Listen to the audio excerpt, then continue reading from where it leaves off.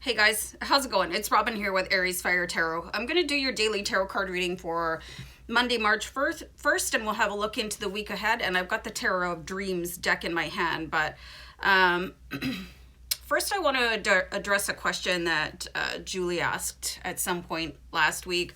So, guys, I'll put the time that I'm going to start the reading in the subject line like I'm sending an email, in the title of the video, so you guys can scroll ahead if you're not interested. Julie had asked me what I've got going on with all of this stuff here and to explain some of this stuff and why I have them. So I'm going to do that. It should only take a minute or two. So thanks for asking that, Julie. I really appreciate that. So I do have some things here. I have these are called Shabbat candles. I got them from my friend who is Jewish, and he went to Israel, and he brought me back these candles as well as this Hamza. So mostly everything is attached to the wall, so I'm not sure if I can bring it any closer. Hold on.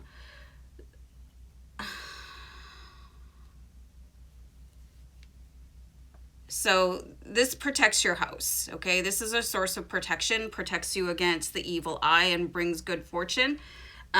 So these two things were from Israel. So this is a very, very similar type of symbol.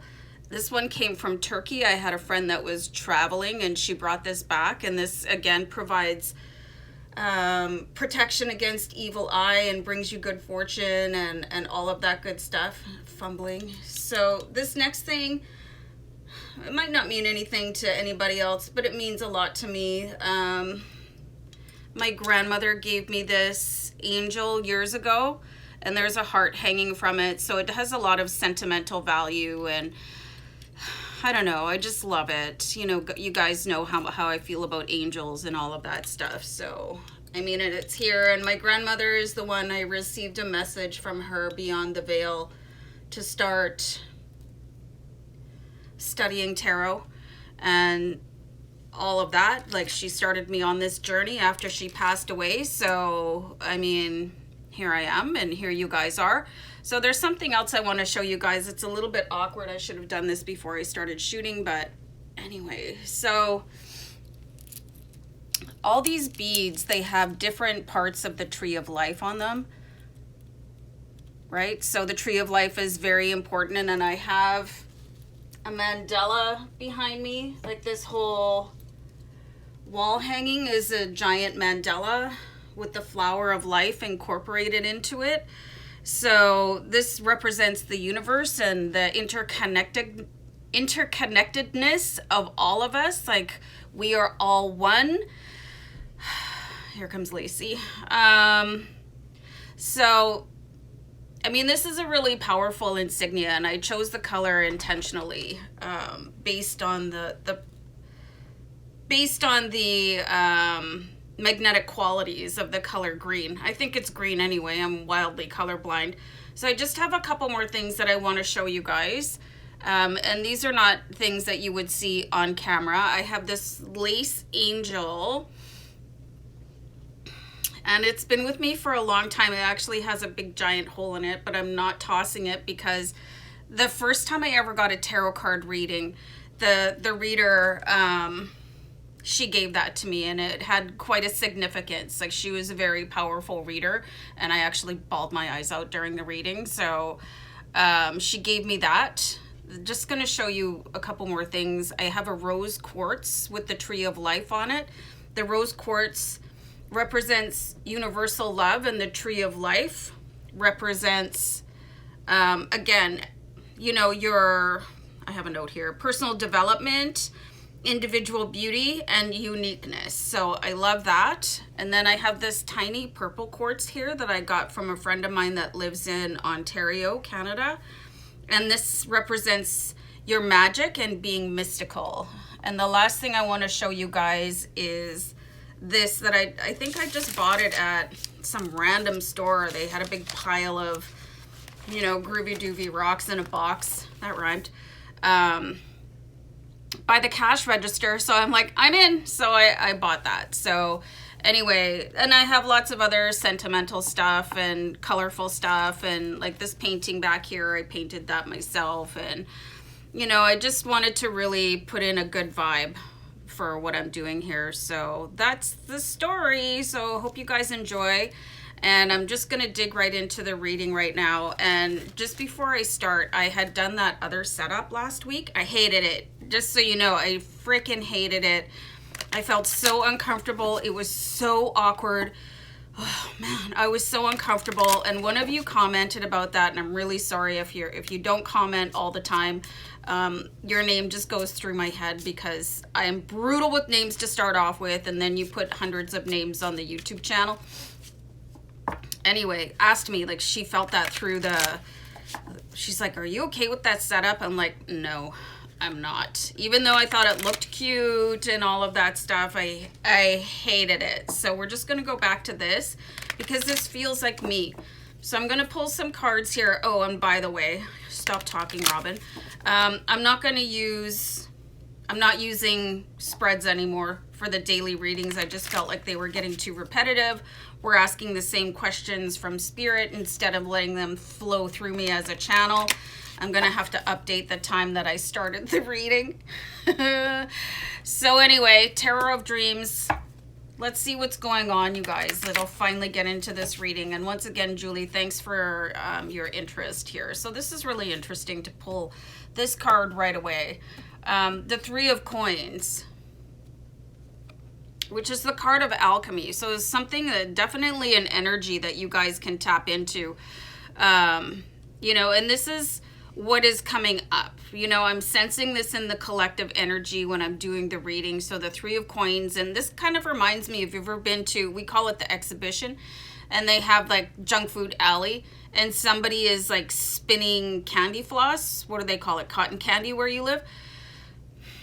Like, and you can literally do that. Like, you can spin things where they were not previously real. Okay, so this is sort of the journey of your life, is actually realizing and manifesting things from your source, like changing the energetic value of things. And you guys are able to do this. Again, I think I've talked about this before, where Jim Carrey, he is famous for what people are calling some sort of lunatic,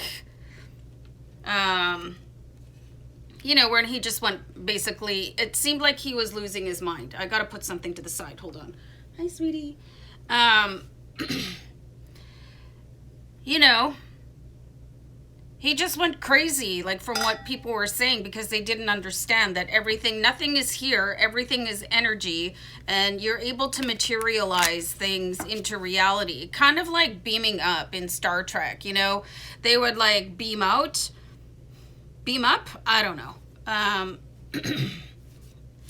So anyway, you know, things can be changed at the cellular level. So you're capable of doing this, like, long story short. So you should have this energy here. And this is the third month of the year. And to start off with the 3, I think that's really powerful. So you would have an angel number 33 right away, you know. And you might want to look into doing things at certain times. That might be a good luck number for you, doing things at 3 o'clock in the morning or 3 o'clock in the afternoon. So check that out. You know, you could really come into your mastery as a manifester in March. That's a mouthful.